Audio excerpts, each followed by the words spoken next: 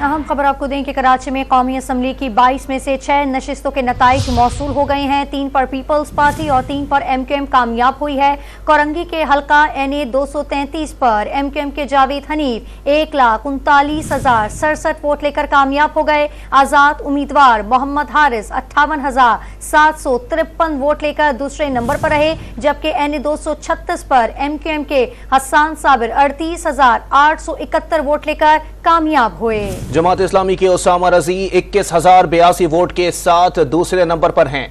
NA 232 पर आसिया Isaac 88,260 vote लेकर कामयाब रहीं।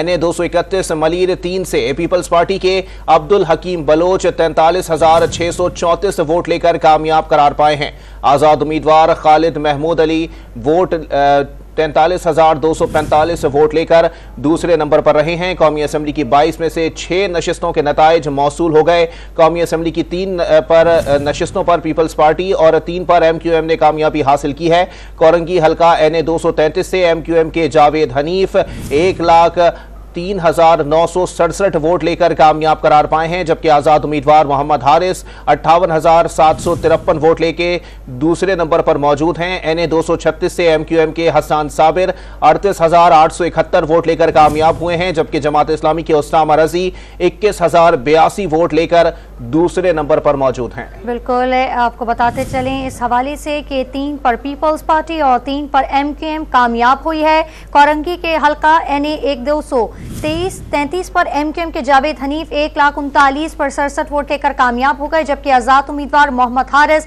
58,753 वोट लेकर दूसरे नंबर पर रहे।